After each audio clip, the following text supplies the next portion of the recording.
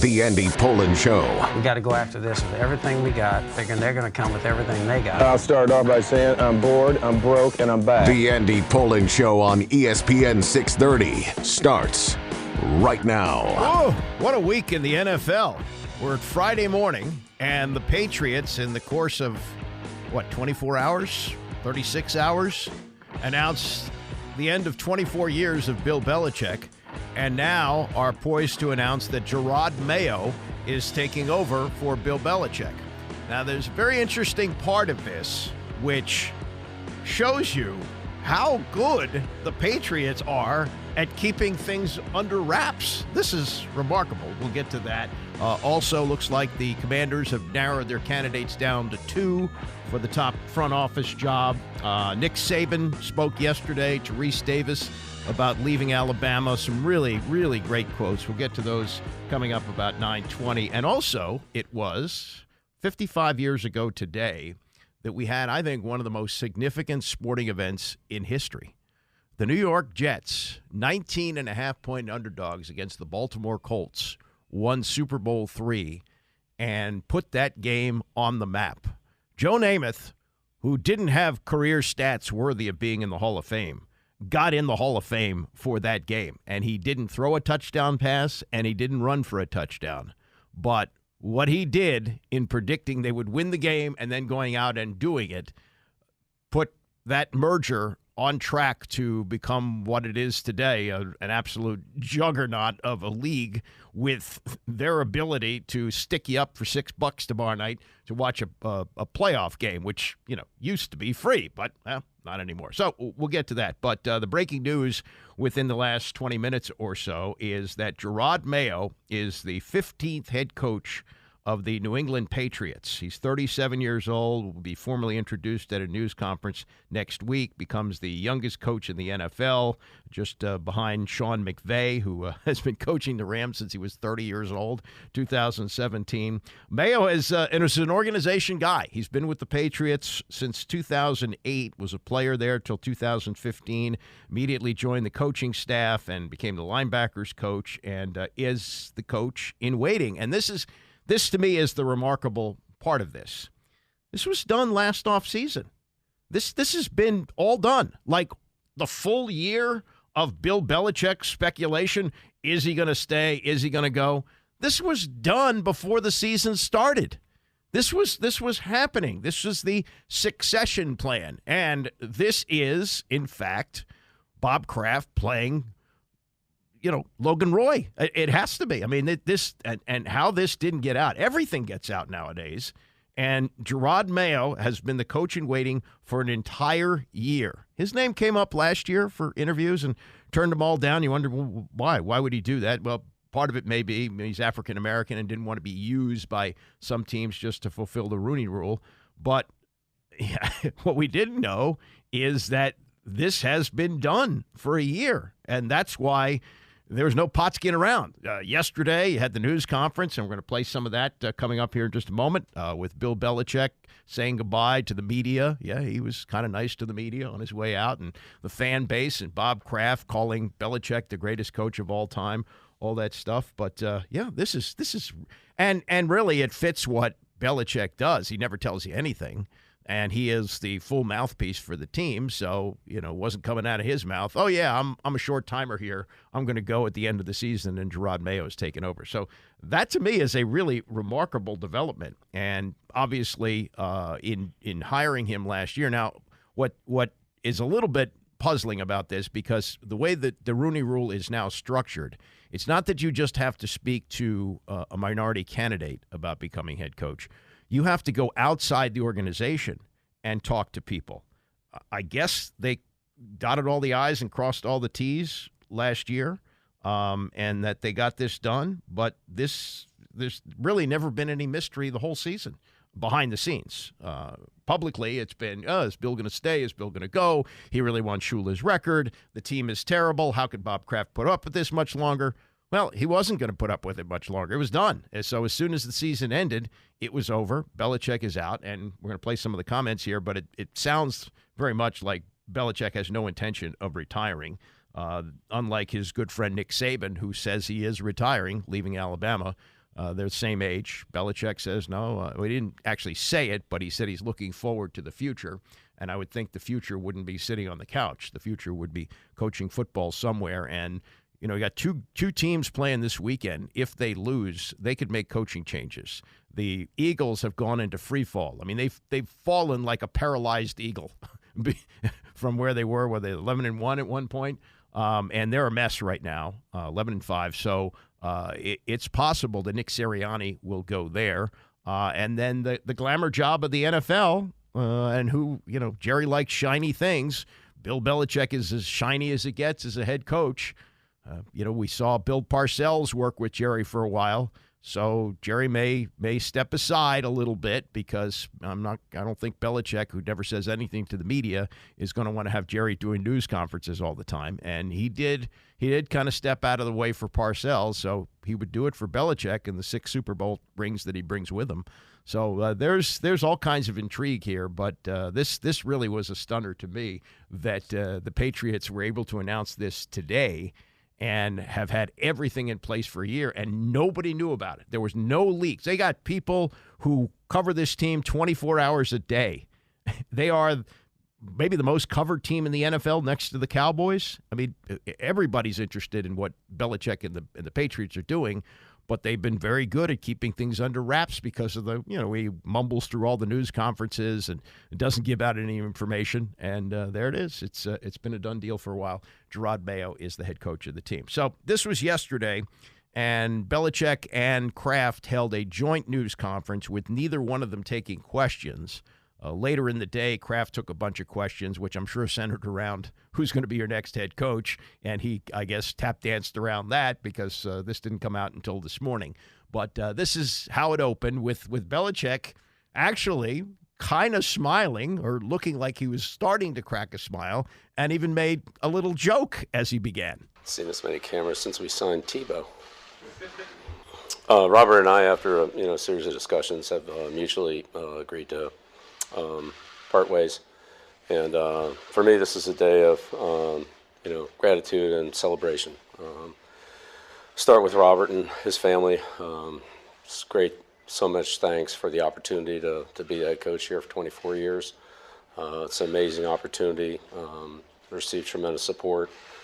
We had a vision of building a winner, building a championship football team here, and that's exceeded my wildest dreams and expectations. The amount of success that we were able to achieve together, through a lot of hard work and contributions of so many people. So I'm very proud of that, and I always have those great memories. I'll carry with those with me the rest of my life. And we're going to hear from Kraft, but I would say that the Bill Belichick trade may be the best in NFL history. We've talked about teams getting fleeced. Not that the Jets were going to be able to keep him because he resigned, but they did have his rights. And the Patriots gave up a first-round pick for Belichick. First-round pick turned into 6 Super Bowls. Pretty darn good. Pretty good. This was the thank you. And, he's always kept the media at a distance. He's never really had any blow-ups in news conferences. He won't let them get to him like that. He just sort of, gives you as little as he can. We're on to Cincinnati, that sort of stuff. So this was as close as he got to being warm and fuzzy with the media, and then did get warm and fuzzy with the fans and even got a little bit choked up. To the media, for you guys, I don't know that anybody's gotten more coverage than I have or we have in the past 24 years.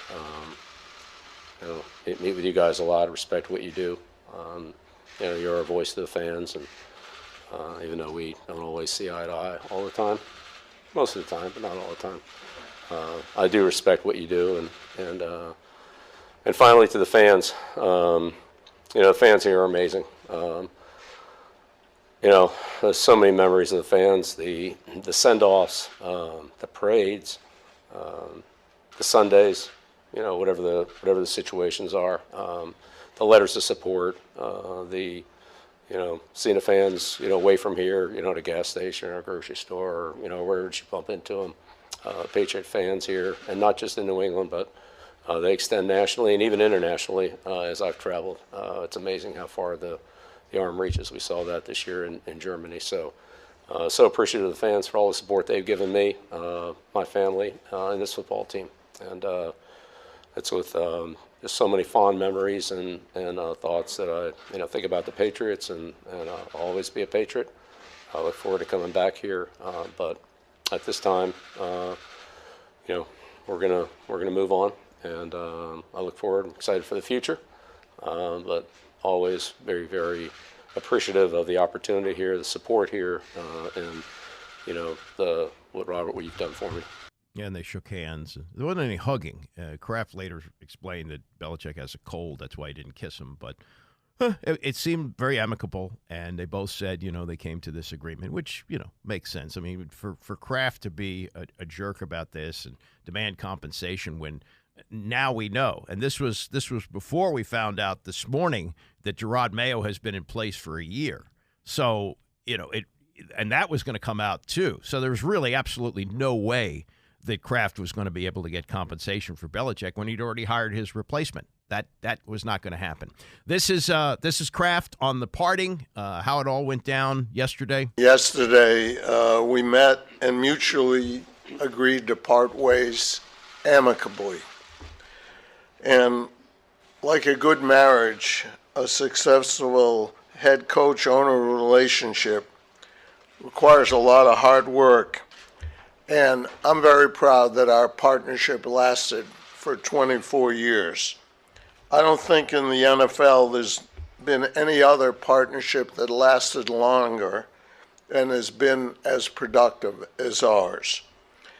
I trusted my instincts to bring Bill back to New England in 2000 after immediately regretting not hiring him after working with him together in 1996. And ironically, in 1996, when Bill Parcells left to become head coach of the Jets and took Belichick with him, after Belichick had been fired by the Cleveland Browns before the Browns moved to Baltimore, it was Pete Carroll, you remember, took his place. And ironic that Carroll and Belichick leave their teams on virtually the same day, and we know Belichick wants to coach again. Carroll said he fought to keep his job as coach. He's still in the Seahawks organization. I guess they can try and get some compensation for him.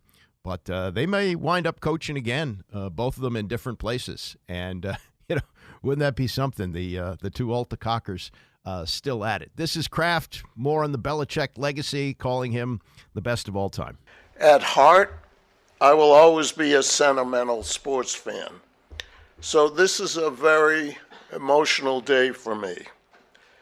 Some of my happiest and most memorable moments were celebrated with my family during Bill's tenure here. I recognize that it also is a very emotional day for many of our fans and most of our fans, as it represents the end of an era, one that hopefully will always be celebrated in this region. The man standing to my left brought the leadership and coaching skills that were needed to make this type of unprecedented success that we have had possible. Coach Belichick will forever be celebrated as a legendary sports icon here in New England, and I believe go in as a Pro Football Hall of Famer on the first ballot. Why? Because he is the greatest coach of all times. Yeah, I don't think anybody would debate Hall of Fame, and it's different for coaches than players. Coaches can go in a year afterwards. Players have to wait. The one coach who went in the Hall of Fame first, then came back and coached again, was Joe Gibbs. Joe Gibbs did that, and they actually waited a year on him. He could have gone in sooner. His last season was the 92 season. Could have gone in, I guess, in 93 or 94. He went in 96 because they weren't sure whether he was going to come back, and sure enough, he did. But he already had his bust in Canton and was, joking when he came back that they might take it out. This is the last thing that Kraft said, and this is as indicative of as anything that he's pretty sure that we're going to see Belichick coaching again. This is the closing of the about 9-10 minute news conference that they did yesterday, not taking questions. I thank Coach Bill for his hard work and dedication. It'll be difficult to see him in a cutoff hoodie on the sideline, but I will always continue to wish him continued success, except when he's playing our beloved Patriots. So I thank you all for coming here today and being part of this celebration. Thank you. Thanks, Robert. He's got a cold, so I'm not going to kiss him. Thank you. No, so thank you there from Belichick at the end. I know it's you can't fat shame, and I understand that. I'm not trying to do that. I want to point out something here. As we look at the other guys who have coached into their 70s, Marv Levy did it with the Buffalo Bills. Pete Carroll has been doing it with the Seattle Seahawks. Generally, you see men who are of that age, Nick Saban, they're in shape. Belichick's about 40 pounds overweight, and I'm not saying that should disqualify him from being hired. Of course not. But as you get older, man, that makes things tougher. It's hard enough to have the energy to keep going. And when you're dragging around extra weight, I mean, I look at Andy Reid, who's my age. He's 65. He walks like he's 85. He's been overweight, and all the joking about, having cheeseburgers after games, that's probably not helping him much. Belichick, if he wants to keep going, might think about getting himself into better shape. You're going to say, oh, shut up, and maybe you'd be right in saying that. I just had a physical yesterday, and my weight, I'm not bragging here, my weight is lower than it was about 10 years ago, and my numbers are better. They went through the blood work and everything, and they said, yeah, you've done yourself well by doing that. So I just look at him, and I go, I obviously – he's still a great coach. His record, it's unbelievable. The commitment to the grind and to stay with it day after day. And when he has success, don't dwell on it, keep moving on, all those things. But in reality, if he wants to keep doing this, and it's going to take him, unless he has a spectacular season next year and winds up with 15 wins, it's going to take him at least 2 more years to get past Don Shula. And just for his sake, the sake of the team that hires him, that wants to get the best of their, he's going to give it his best effort. His best effort, though, at 72 or 73, may not be what he can physically do. So just a point there, and say, shut up about weight and shut up about the fact that you lost some weight. Good for you. You don't know what the hell you're talking about, and maybe I don't. It's just an observation that I have as I look at the other coaches. Joe Gibbs came back. He was 64 years old. He was thinner than he was when he left at 52, and he coached until he was 67. He got out long before he got to be 70 years old.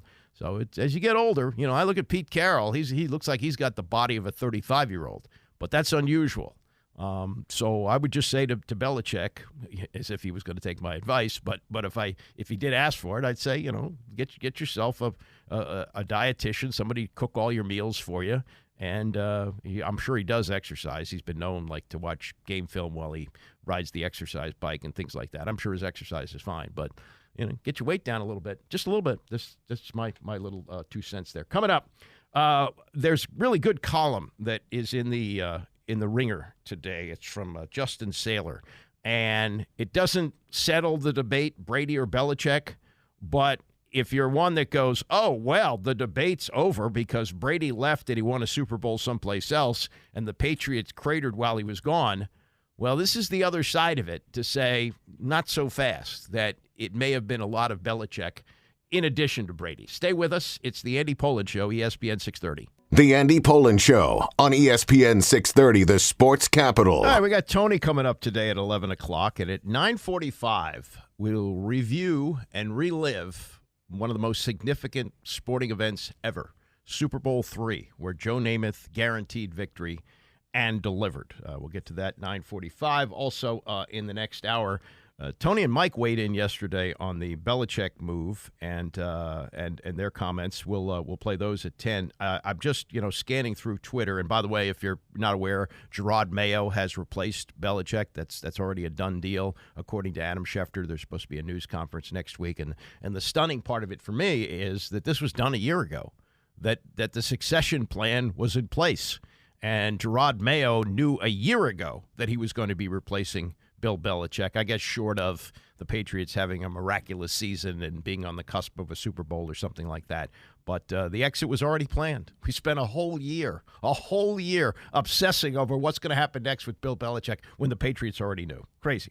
Rick Spielman, as you know, part of the advisory group for Josh Harris in picking a new head of football operations. And if you're not familiar with the two names that are apparently, according to many, many reports, widely reported, the two candidates for the job are Adam Peters, the assistant GM of the 49ers, and Ian Cunningham, who's the assistant GM of the Bears. And Cunningham has experience in both the Eagles and the Ravens front office. And you hear things like, Josh Harris wants to model this team after the Ravens, and who wouldn't want to do that, because they've been the calm team up the road. Well, this has been complete chaos here for 25 years. But I came across something called U Stadium. It's a podcast, U Stadium, and they had Rick Spielman on.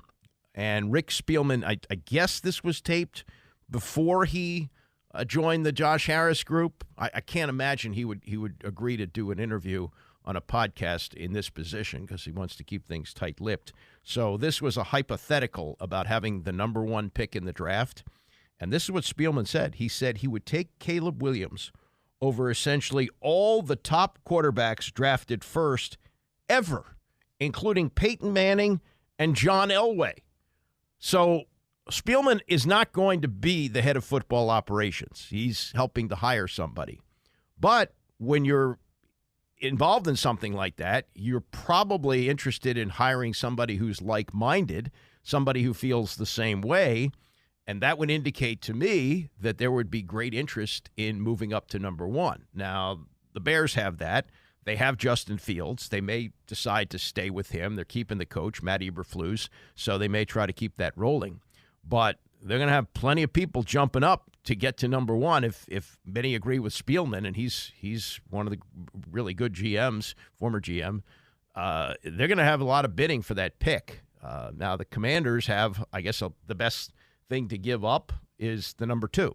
And anybody else that jumps up is moving, further back in the draft. But, they'd sweeten it up with more picks. And Robert Griffin III, they moved up, 4 spots to get him, and they gave up 2 number ones and a number 2 to do it. So the price is going to be high. But this is Spielman saying this is a once-in-a-lifetime quarterback. Because, John Elway was drafted 40 years ago. So Peyton Manning was drafted 26 years ago. So he's saying this guy is that good. He's talking about him, maybe being the best ever, right? Yeah.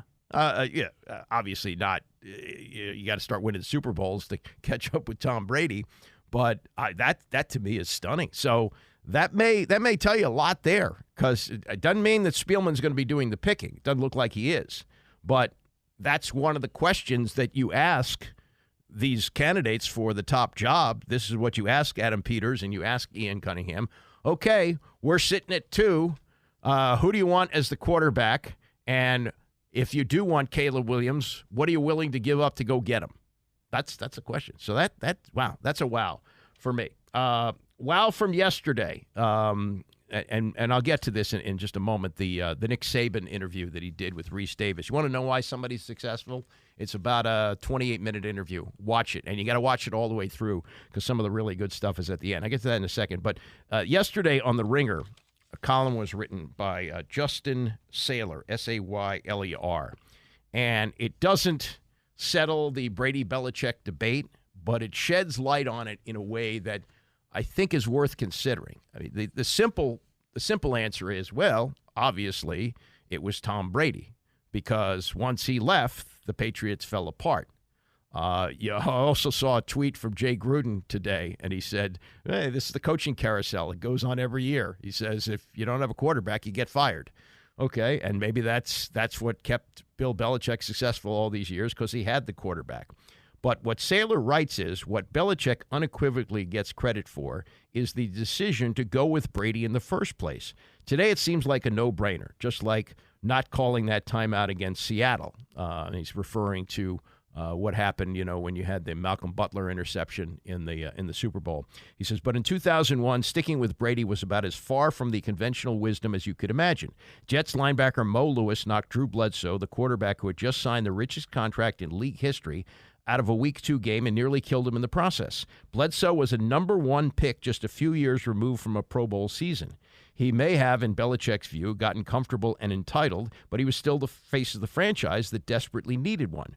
Brady, meanwhile, had been the 199th pick in the draft a year earlier, who hung around only because the Pats carried 4 quarterbacks that year. Plus, Belichick had already experimented with benching a local legend with the Browns, Bernie Kosar, when he was there, except this was typically the case. Belichick saw something that no one else did.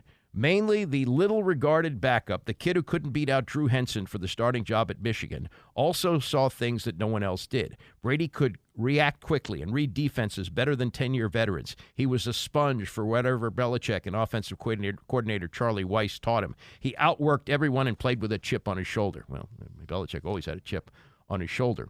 And he said, while Brady was little more than a game manager at first, the 2001 Pats finished 22nd in passing yards. He performed when it mattered, when the stakes were the highest. He elevated beyond them. Super Bowls, AFC title games, fourth-quarter deficits. Nothing fazed him. He was the perfect Belichick quarterback, smart, tough, and willing to put the team before himself. So what he's saying is, yeah, we take it for granted that he had Brady all those years, and that's why they had all that success.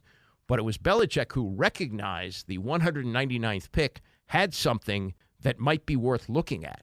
And if you remember, in that first Super Bowl year, the year that they beat the Rams, the greatest show on turf, and I think they were like 9 or 10-point underdogs going into that game.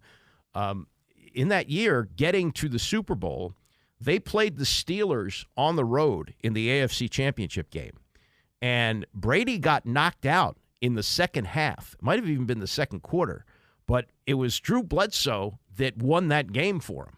And there was even a question because Bledsoe had started the year as the starting quarterback, and he lost his job because of injury, which isn't supposed to happen, but Brady was great, and Belichick wasn't going to take him out. But then Brady goes down with an injury. Maybe Bledsoe has earned the right to have his job back. He's the reason they got to the Super Bowl.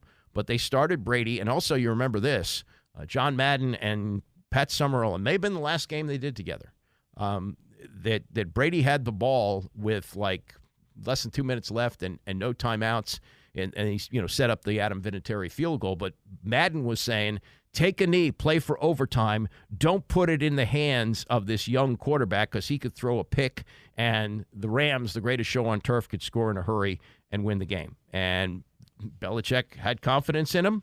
He allowed him to be aggressive. They took it down the field, and they set up the winning field goal. So it's something to consider there. That just because we take it for granted, he lucked into the greatest quarterback of all time, and there was some luck involved, obviously, because you had 198 picks made, and none of them took Tom Brady until the Patriots did. But also to recognize that he was capable of stepping into a situation because he had other quarterbacks. He didn't have to play him at that time, but he played him in the second game of the year. He stayed with him, and he was good enough. I mean, he wasn't, that 2001 season, it wasn't like every week, oh, my God, look at this Brady. It wasn't like a Kurt Warner thing a couple of years earlier where nobody knew about Warner. He'd played in the Arena League, and the Rams are setting the league on fire. It wasn't that, but they stuck with him. There was some luck along the way, the Tuck Rule game. A lot of things happened for them in a good way that set this up. So, before you close the book and say, well, obviously it was Brady, there's a lot of Belichick in that too. I thought that was a very good point. All right, Nick Saban yesterday had a little sit-down with Rece Davis, and I think there's a little bit of quid pro quo there that it's probably already in the works that Nick Saban is going to be joining the game day set on ESPN. In fact, they were sort of like winking about it. So it's a done thing, and that's why I think he gave the exclusive interview to ESPN because they're going to line his pockets even further. By the way, on Saban, I don't know if you watched some of this coverage yesterday, but they showed him arriving at work yesterday at his usual office in Tuscaloosa. He pulls up like 7:15. He's got a big old Mercedes, and he owns Mercedes dealerships. So he pulls up, As soon as he pulls into his parking spot, it's not underground, it's outside. As soon as he pulls in, and he's driving himself, so there's no chauffeur, but he pulls into the parking spot. As soon as he gets there, somebody comes running out of the building, and they open up the back door of the Mercedes, and they pull out a small leather briefcase. You know, I know Saban's in his 70s, but this is something that he can carry. It's a small, it's not even one of those big briefcases that lawyers lug around. It's just a briefcase with, I'm sure, his laptop and a few other things in there. Somebody comes over and grabs it out of the car and walks it into the building, and Saban doesn't have to carry anything. It's kind of like, you know, the Coming to America movie where wherever Eddie Murphy walks, they throw rose petals. You know, he's going to have a hard time readjusting to life without that. But Rece Davis started the interview as anyone would, asking the question to Nick Saban about the retirement. Why now? Well, I don't think there's any good time, especially when you're a coach, because once you're a coach, you think you're going to be a coach forever. But I actually thought that in hiring coaches, recruiting players, that my age started to become a little bit of an issue. People wanted assurances that I would be here for 3 years, 5 years, whatever, and that got harder and harder for me to be honest about. And to be honest, this last season was grueling. It was a real grind for us to come from where we started to where we got to. Took a little more out of me than usual, and you know, when people mention the health issue, it was really just the grind of, can you do this the way you want to do it? Can you do it the way you've always done it and be able to sustain it and do it for the entire season?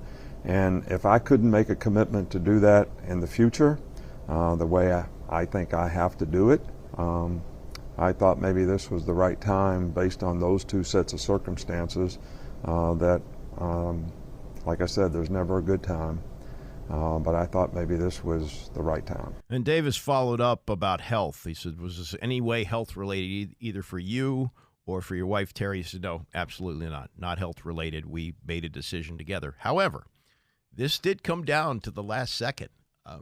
As you know, Saban made this announcement in a release on Wednesday, and he did it right after he had spoken to the team. He wanted the team, of course, to know first what he was going to do. And they met at 4 o'clock. The meeting was called for 4 o'clock. At 5 minutes to 4, he's sitting in his office, and he's got two speeches to give to the team. One says, let's get fired up for next year, and the other one says, I'm done. And according to Saban, according to what he told Rece Davis, it came down to the last minute. He was on the phone with his wife, Miss Terry, he calls her, and he said, you know, what do you think? And she said, I'll support you with whatever you do. But she was, you know, sort of pushing him in the direction of retirement. And so he ultimately decided to do that. But as he told Rece Davis, wasn't easy. Difficult, very difficult. Because I love those guys sitting in that room. I love those players. I appreciate, there's nothing more that I respect than great competitors. And these guys all overcame tremendous resiliency. They committed to the program. They committed themselves to the team for next year. And I wanted to go in and say, hey, I want everybody to make 100% commitment for the next 12 months. But I got to be able to make that same kind of commitment if I'm going to be the leader and the coach. So, and that was a little bit of a dilemma. No, at least he didn't flip a coin. Remember Gilbert Arenas saying he flipped a coin? He had offers from the Clippers and the Wizards, and he flipped the coin, and it came up Clippers, and he decided to go the other way. That was a bunch of nonsense. This I believe. I think he really did waffle until the end, and why wouldn't he? He took the team to the playoff. He lost 2 games this year. You know, it's a lot different than Belichick. Belichick won 4 games. Now, as we found out, the wheels were already in place a year ago for this to happen. But, yeah, it was a different situation. This is another thing that was a lot of speculation when you first saw the announcement that he was leaving. It's, oh, yeah, well, this guy did things his way for so many years, and now he's got the transfer portal to deal with, the NIL, and all that other mishigas. He's had enough. That's why he's walking away. Davis asked him if, in fact, that was the case, and he said, it did not have any effect on my decision. You know, I've always been one that no matter what's happened through the years, You know, whether they went no huddle and you had to adapt to it, they threw RPOs and you had to adapt to it. We had a changing environment in college football. You know, my thing was always don't complain about it. Try to figure out what the best solution is so that you can compete well in whatever the environment is. And that's always the approach that I've taken in the situation and circumstance that we're in. But I will be dedicated to college football and the future of college football and trying to make that sport, as well as other sports in collegiate athletics, whether they're revenue producing or not, because I think they all create opportunities for lots of people. I'm going to be an advocate for trying to make the game as good as it can be. And I do think that, you know, there's probably more to come when it comes to this topic from my standpoint. But for now, I'll answer your question and say that didn't have any impact on what I decided to do. And you do look at his record. He's a defensive guy. He played defensive back in college.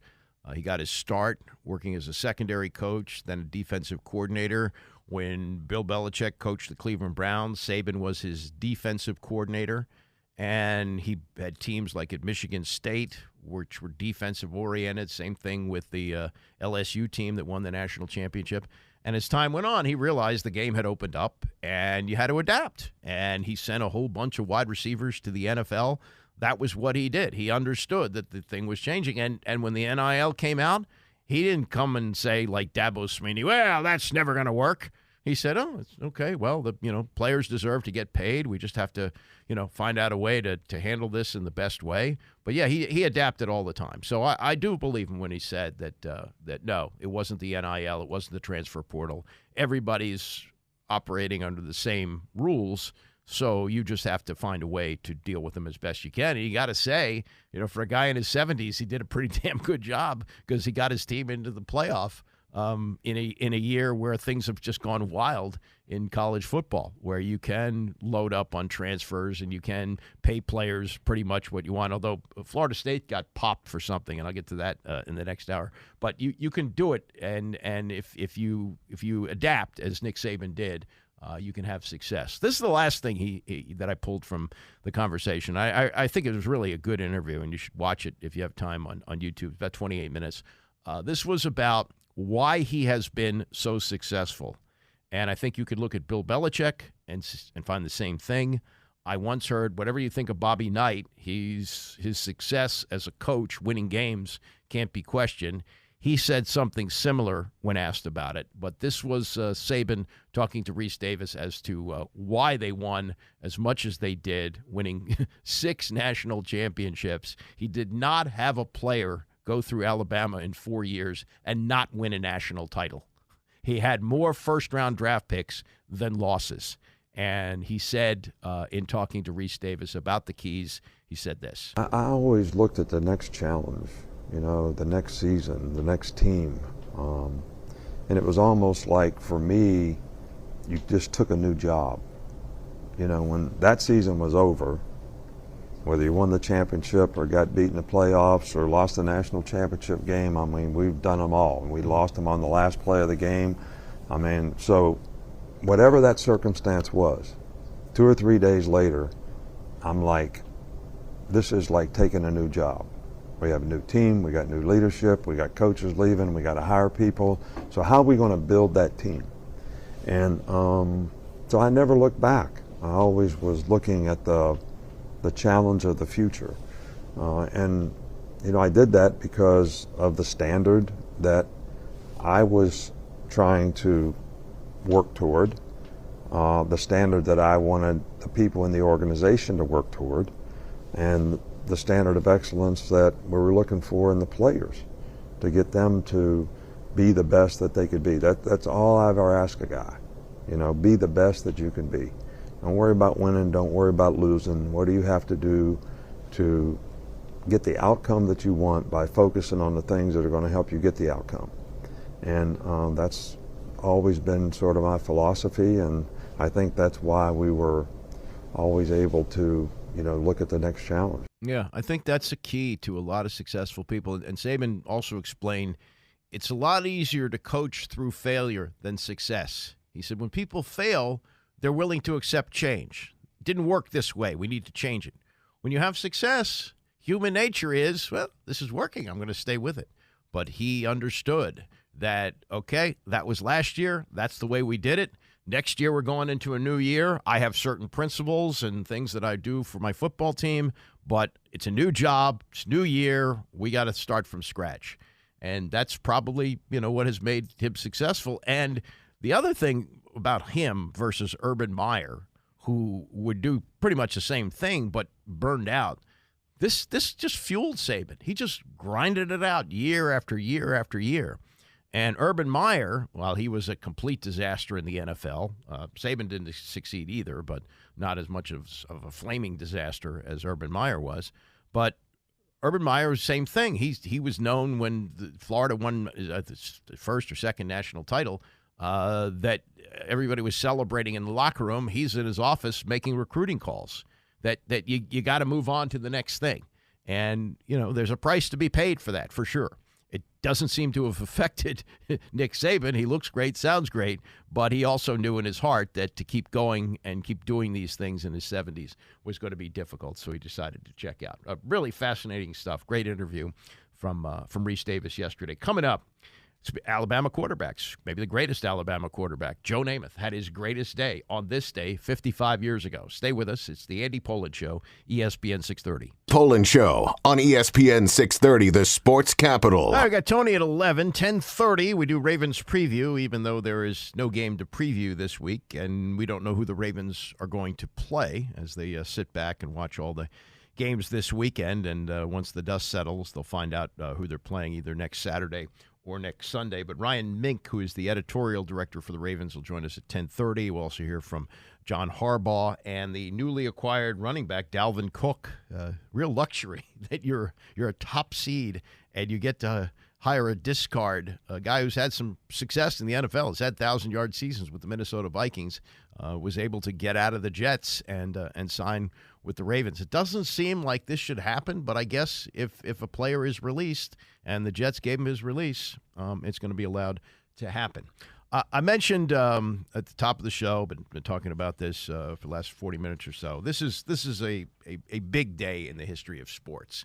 And really, until the Miracle on Ice came along in 1980, this was considered to be the biggest upset in the history of sports. So 11 years before the Miracle on Ice, the New York Jets came into what was then called the AFL-NFL Championship game. It later was called the Super Bowl. But there had been two of them at that point. The Packers had won both without too much trouble. They took care of the Chiefs in the first one, and they took care of the Raiders in the second one. And Vince Lombardi left, spent a year out of football during that 1968 season, eventually came here, sadly lasted 1 year, and died of cancer. But in the 68 season, we had the Baltimore Colts emerge as the powerhouse of football, it seemed. They were 13-1. They beat the Cleveland Browns in the NFL championship game 34-0. And they did it without Johnny Unitas, who got hurt early that year. Earl Morrall, the backup, came in and was the MVP of the league. They looked unbeatable. The New York Jets, they were good. They're 11-3. They won the AFC championship game against the Raiders, but it was close, 27-23. And they had this young upstart quarterback named Joe Namath. He was 26 years old. He was counterculture. He wore his hair long, and he wore white shoes at a time when the league was very buttoned up, like Johnny Unitas represented what the NFL was all about, with the high top black shoes and the crew cut, and the steely gaze. That's what football quarterbacks, that's what quarterbacks were supposed to look like, not Joe Namath. But Namath put it out there. He didn't care. And they get to Miami to play the Super Bowl. And Namath is honored at the quarterback club a couple of days before the game. There's no video of this, but sports writers were there. And in accepting the award, somebody heckled him from the back. And he said, "Hey, we're going to win this game. I guarantee it." Many years later, this was Namath with Graham Bensinger recalling how that went down on This Week in 1969. Well, first of all, we did hear how we were going to be beaten up badly by the Baltimore Colts. The Colts were best-looking team we'd seen up to that time. Well, who cares? No one, these guys, we know better. The reason we knew better is you have that one-eyed monster, the camera, that you're looking at and studying the opponent and studying yourself. We would see things on film that we felt like we could deal with, that we could handle, that we could beat. We had one of those offensive lines that over the last 5 games of the season, I don't believe they committed a penalty or had a broken assignment. We didn't hurt ourselves a great deal. Our defense was the best kept secret in the AFL, I guess, or in football, because we had the #1 defense in the AFL. So we felt pretty good about our chances. And when I was asked about it a couple of nights before the game, it was my demeanor, attitude was a confident one. A fella in the back of the room said, "Namath, you know, we're going to kick your butt." And I said, "Wait a minute, I got news for you, buddy. We're going to win the game, I guarantee you." And that was that. Until my coach heard I said that. Of course, Coach Eubank wasn't real keen on that, and my teammates weren't real keen, especially the offensive line. But they forgave him a few days later. Jets jumped out to a 16-0 lead in the fourth quarter. Earl Morrall was intercepted 3 times. He was then benched for Johnny Unitas, who came in and led the Colts to their only touchdown. But in the end, he threw an interception, and the Jets were able to hang on. This was Charlie Jones on the national radio call on NBC as Super Bowl III closed out in Miami. 4 seconds remaining. Sample goes up to Willie Richardson to shake his hand. But there's still 4 seconds remaining as the clock is stopped, as the press and the players on the far side congratulate Weeb Ewbank and the New York Jets. 4 seconds remaining in the ballgame. New York 16, Baltimore 7. This will be the first time that an American Football League team has defeated a National Football League team in the Super Bowl. Green Bay winning the first 2, the New York Jets winning the 3rd, answering all the questions of the future of the Super Bowl. Unitas back to throw. Looping one. It is complete to Willie Richardson. Johnny Sample makes the final tackle of the ball game as time runs out. The Jets have won the Super Bowl. 16-7, the final score. And Namath in the locker room, fittingly, was able to gloat to Kyle Rote, who was working for NBC that night, and sort of said to the public, "Hey, you guys doubted us? Yeah, watch that." And Joe Namath, the big man, of course, who put himself on the spot. Joe, it was a fantastic ball game, young man. Thank you, Cal. Anytime you win, it's a good game. You feel loose? Feel loose now. Felt loose during the game. You know, it's a couple of things I'd like to say. One, I want to congratulate the entire AFL. I think a lot of people were surprised today. A lot of our critics. The whole AFL play with anybody in the world. And right now, we're supposedly better than anybody in the world. I feel that way. I felt that way all along. The Baltimore Colts are a fine football team. And I'm not trying to be overly humble or humble at all. But they could have had a couple interceptions from me. They dropped the ball. A couple good plays. Of course, I was throwing the ball bad. I wasn't throwing good. But all those people, 42-13, they're going to beat us. Really didn't give the AFL a chance at all. Not just the Jets, the AFL. Yeah, and that really put this game on the map. Now, a lot of people looked at the Jets' win as a fluke. Like, what happened there? Even the Colts, in this NFL Films piece that was done years later about their Super Bowl that they won 2 years later, they felt like something had happened. Something wasn't right that day. And there's conspiracy theories and all the things you want, but the merger, which had already been arranged before this game, the Super Bowls were set up once the merger was announced between the AFL and the NFL, which took place in 1970, that they would play these championship games between the two leagues while they got ready for the merger.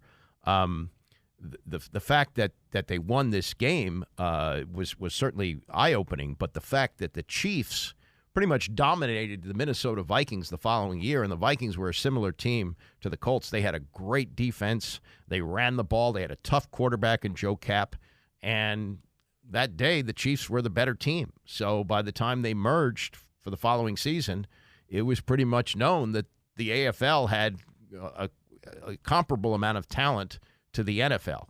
And it was on this day 55 years ago that Joe Namath made people realize, yeah, that might be the case. And as he said, watching the game film going into it, he said, these are the Colts, and they're 13-1, and they're favored by almost 3 touchdowns. But I'm telling you, I look at what we do, we're good. We got a chance to beat them. So that's why when, somebody heckled him from the back, he said, and, probably the bravado got the best of him. Maybe he had a couple of cocktails. I don't know. But when Joe Namath said, we're going to beat you, I guarantee it, and then he went out and did it, that is considered to be one of the seminal moments in the history of football. And, Joe Namath had more interceptions than touchdowns. The championship game and the Super Bowl were the only playoff games that he won, but he was inducted into the Football Hall of Fame for this game, which, by the way, didn't have eye-popping stats. He completed 17 of 28 for 206 yards, no touchdowns. But he was the MVP of the game, and he really did a lot to put the AFL and the merger on the map. All right, coming up in the next hour, we got Ravens preview. Tony and Mike weighing in on the Belichick story and the update on that. In case you're not aware, Jerod Mayo is expected to be introduced as the new head coach of the Patriots next week. We'll get to that and more as we continue. It's the Andy Pollin Show, ESPN 630. It's Friday. Got a Tony show at 11 o'clock. 10:30 is Ravens preview. And you say, preview what?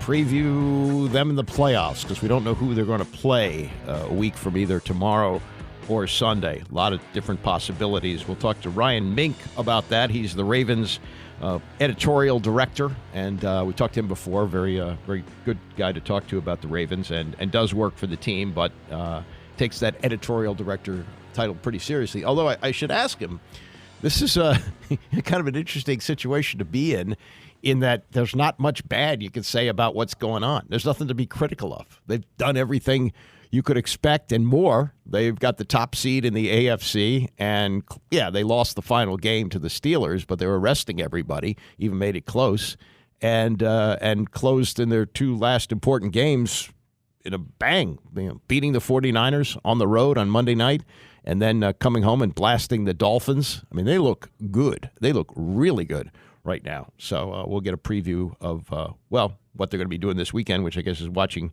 games just like the rest of us. And I expect to watch most of the games. I'm not quite sure about the Peacock game tomorrow night. I'll have some thoughts on that in just a moment. But if you're jumping in your car, there's news out of the Patriots already. A report from Adam Schefter that they have Jerod Mayo in place as the successor to Bill Belichick, and they will formally introduce Mayo at a news conference next week.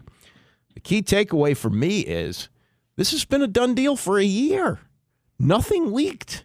They're airtight. You're used to watching the Washington organization. Everything gets out. Nothing got out here. And we used to have this saying when newspapers were the dominant form of media, oh boy, a lot of ink was spilled for that. A lot of trees were killed for that. I guess a lot of hot air was spewed over nothing. Like, what's Bill Belichick going to do? What's Bob Kraft going to do? Well, they knew it a year ago. And I guess there's a provision in this deal with Mayo, like if they were on the cusp of the Super Bowl or somehow they won the Super Bowl, not that was going to be possible with that roster, but there had to be something there that said, well, if Belichick is, on the just the doorstep of like 4 wins or 5 wins to get to Don Shula's record, you're really going to have him leave now. He's leaving with 15, and from the indication of the news conference yesterday, it looks like he is going to get it someplace else, because he's not, unlike his buddy Nick Saban, who retired. Belichick indicated that he's excited about the future. And Bob Kraft even went so far as to say, I'm not looking forward to seeing him on the sidelines in a cutoff hoodie. Well, he's not going to be wearing a Patriots cutoff hoodie. He's going to be with somebody else. And Jerod Mayo is going to be the coach of the Patriots, 37 years old. Talk about an organizational lifer. He was drafted by them in 2008, played linebacker for them for 8 years, then moved into the coaching staff and has been the coach in waiting for a year. And he is African-American, but you have to interview minority candidates outside the organization and interviewed 2 of them, I believe. So I don't know how they got that done, a clandestine operation. I don't know how. And how are you able last year to interview people when you had a coach in place? Who would take an interview like that? Interesting. I don't know. I don't think if they did do any shortcuts, if they didn't exactly follow protocol, I don't think the league is going to put up a stink about that, because ultimately you wound up with a minority coach and a coach who's known for a year that he's going to have this job. This was Tony and Mike yesterday on PTI after the Belichick announcement by Bob Kraft and Belichick. We played some of that audio in the 10 o'clock hour and 9 o'clock hour. And you had Kraft saying that Belichick is the greatest coach of all time. Belichick got a little emotional when talking about the fans. They both said it was an amicable parting. Well, of course it was. It was a done deal. I mean, I don't even know why they had to meet on Wednesday. Just say, hey, look at the contract. This is how it's worded. Gerard Mayo's taking your place. So that was kind of a smoke show yesterday. But this was Tony and Mike on PTI last night on the news that Belichick is leaving the team after 24 years. Tony, it really did seem to me sort of funereal. Just to me, this is how it struck me. And I realize that's not necessarily the case, and it seems like Bill Belichick's going to go on and coach somewhere else, and he still has quite the appetite for it. But watching Robert Kraft talk, and I was more interested in hearing Kraft talk.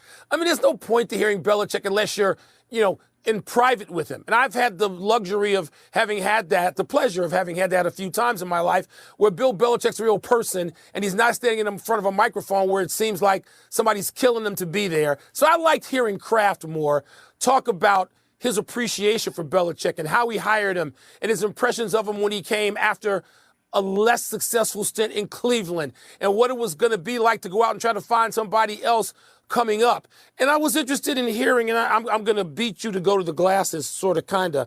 I was interested in hearing the former Belichick players like Teddy Bruschi, Damian Woody, Louis Riddick on our air. Just talk about what he meant to them, how he changed them, what he was like during a week of preparation, what he was like during game day. I was interested in hearing or reading, listening to Tom Brady's tweet when he thanked Belichick, and it was long and it was appreciative and it was even loving, if I can use that word. So I'm just soaking in the reaction from people close to Belichick. It's a larger universe than people might think, but it's not all that large. It's football people. And Belichick's a fascinating guy, and everybody goes at some point, and it didn't seem to have a lot of acrimony in it. And if that's the case, good. Okay, I don't mean to cast any aspersions on Bill Belichick, because I don't think we're ever going to see somebody win 6 Super Bowls and go to 9 Super Bowls again. No. And I'm comfortable with the notion that he's the greatest NFL coach of all time, though I'm old enough to remember Vince Lombardi, and I might advocate for Vince Lombardi. But Belichick is absolutely great. I just think that I think some people are getting carried away with their valedictories. So there's 2 words that I think must be said here in context. And those 2 words are Tom Brady. Nothing happened without Tom Brady. Tom Brady left and won a Super Bowl on his own, and Bill Belichick spent the next 3 or 4 years pretty much treading water in the shallow end of the pool. And I would also say that it seemed to me that Bill Belichick got fired today. Not, it was politely done. But Bill Belichick the last 2 days was talking about, I coach the team, I get up, I go to work, this is what I do. Maybe he didn't mean it, but that's what I heard him say. And I think it's impossible not to believe that this is the outcome Robert Kraft wanted. And I'll say one other thing here. This is not a surprise, okay? Pete Carroll was a surprise. Nick Saban was a surprise. We've been talking about this for the last 2 years. The only surprise is that we can now put this date on it. That's all. Yeah. And not looking for... These things have to come to an end. By the way, I would just say this about the Brady comparison. Phil Jackson had Michael Jordan and Kobe Bryant and Shaq and Scottie Pippen. Yeah. They all have great players. That's 4 different people. You're not winning without great players, so I don't hold that against Belichick. I'm not holding it against them. I'm saying you got to mention it. Like, it's not just him. Do. Like, he's with Brady. They do. Now that Belichick is leaving New England, the question becomes, where's he headed? Arthur Blank and the Falcons, they're being mentioned as one potential suitor. Atlanta is one of the 7 other franchises with head coaching openings. Tony, where do you expect Belichick to end up? I really like this question because it states the obvious. The obvious is he's going to coach again. Robert Kraft said that today when he got up to speak, that he knows he is going to coach again. So if I'm Bill Belichick and I want to win in a hurry, the first place that I go to is the Chargers, because they've got a thoroughbred quarterback in Justin Herbert. And if I'm Bill Belichick, I spent the last 4 years without a quarterback and all I did was lose. Atlanta, a lot of guys on TV today mentioned Atlanta. Atlanta doesn't have a quarterback. I understand why Atlanta's attractive, because they're in a bad division, right? And so maybe you can win that division quickly. But they don't have a quarterback at this point. So I don't really see that. And I'm not sure that Arthur Blank wants to hire the guy who coached against them with the greatest comeback in the history of the Super Bowl and stopped him from dancing on the sidelines. Yeah, you know what? I have really no interest in where Bill Belichick goes next. I have interest in Bill Belichick. I don't have any interest in where he's going next. And I know you can say I'm parsing words. I just don't. I mean, he needs to go someplace with a quarterback. That's today's NFL. And we've seen him linked, as you just mentioned in the previous story, of course, with Tom Brady for 20 years. And so, but Tony, I'm going to say this. I don't think it's going to be as automatic as a lot of people think. It's great. And I, too, think, I mean, to me, Bill Belichick, yes. And I grew up in a division, following a division where Vince Lombardi was there. And my whole childhood was following losing for the franchise I follow to Vince Lombardi. I still think Belichick's the greatest coach ever of all time, period. But do I think you can just plug and play? No. Bill Belichick, I know he won in his second year in New England, Tony, but it took a while even in Cleveland to sort of get to the point where he could win and win consistently. Does he have that kind of time now at 72 years old come February or March, whenever he turns 72? No, he doesn't. It's so hard. He is so demanding. Is a new locker room going to take to that? Do coaches get you? One thing I love from hearing from Brewski and from Damian Woody and Riddick and all these guys today was talking about how even Belichick changed. There was change involved, but he's still so old school. Is the quarterback, wherever he goes, going to be able to handle that? There's a lot of questions. I don't believe you can build that culture in a week. I think he can win in 3 years, and I think if you hire him, he'll break Don Shula's record for your team. He'll do that. I think he can He'll win. break Shula's record. I think he can win. Well, we'll see. But it does look like he's going to coach again. The question is where his replacement already in place. In case you don't know, reports are that Gerard Mayo accepted the job a year ago. Coaching, waiting for a year, and they're going to introduce him formally next week. They're also looking for a general manager. You know, Belichick doing both those. That's not going to happen with Gerard Mayo, who now becomes the youngest coach in the league at the age of 37.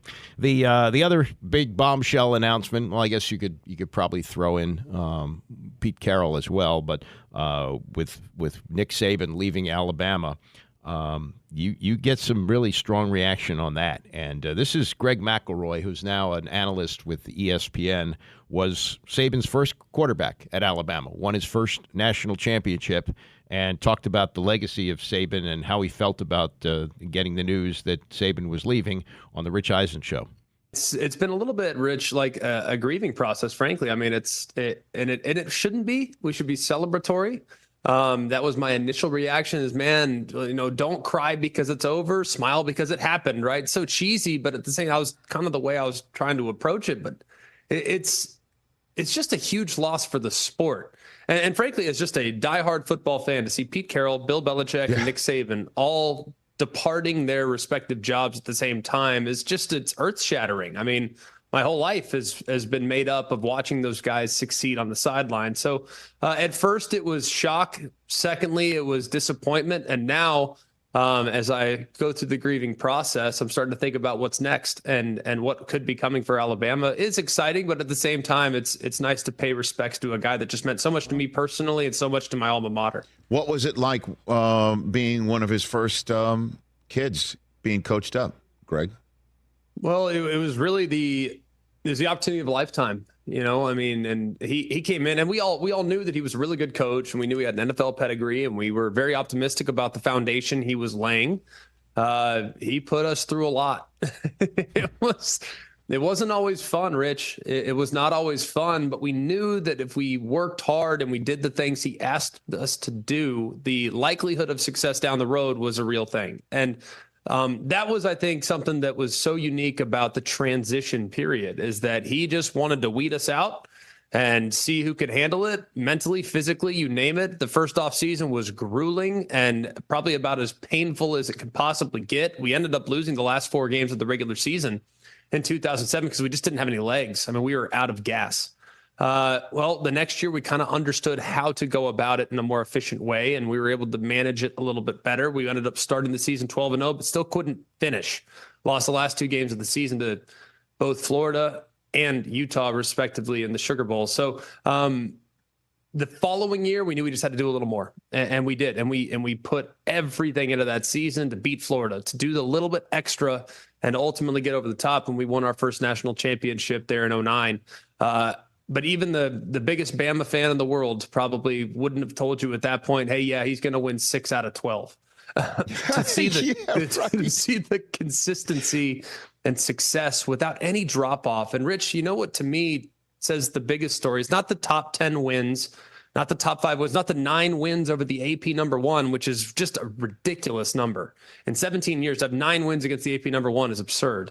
But when you think about the fact that when you can actually count the losses and think, oh, well, that was a miraculous circumstance. Johnny Manziel played out of his mind. Cam Newton played out of his mind. You had a kick 6. You had multiple overtime losses where a team had to go for 2 and win it. I mean, it was just mind-boggling when you can actually point to the losses and say, yeah, that was a remarkable Herculean feat. To be able to beat them and beat them the way they did. So he was an amazing coach, an amazing teacher, and a guy that I'm just so grateful to have had 4 years to spend with him. And the number of losses so few that the number of first-round draft choices he sent to the pros outstrips it.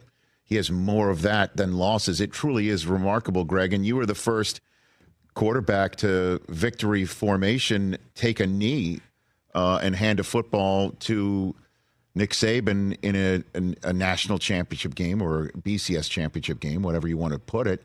What was that moment like for you?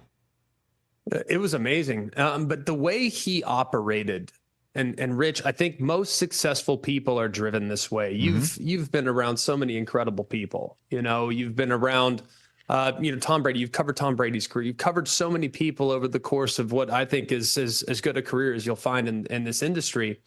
And the people that are different are the people that always have the mindset of, so what's next? You know, it's like, all right, here's the Gatorade bath, coach. Here's the game ball. Yeah, but we got to get on the ground recruiting tomorrow. And he was just wired that way. I mean, Tom Brady, I think, was wired that way to an extent. It's like, yeah, winning 3 out of 4 was great, but you know what? We really should win 4 out of 5. And I think that's the way he has kind of been able to recharge on an annual basis. And that's why this kind of takes everyone aback a bit, because you just felt like the only thing that would fulfill him personally and professionally is continuing to coach. But I think he recognized that as the game changed beneath his feet, the time that it would take for him to coach the way he wants to coach is no longer doable at 72 years of age. And we played some of the interview. That was, by the way, Greg McIlroy, first quarterback for Nick Saban in Alabama. They won their first national championship with him, where you had Saban saying that what has driven him is exactly what McElroy's talking about there, that once you win one, you move on to the next. You don't dwell on the past, you move forward, and you start thinking about the next year as he said, a new job, really a new job as he moved on. He also said, if you missed this, that it wasn't the NIL and the transfer portal that drove him out. He said he's had to adjust over the years. He was a defensive coach who adjusted to having spread offenses and the run-pass option and all that. He adjusted to the game, and he adjusted. I mean, you have to say the NIL was there for his last 2 years, and he got his team to the playoff this past year and almost beat the team that won it all. Took them to overtime. So, it's not like he was left behind, left in the dust as an old fossil.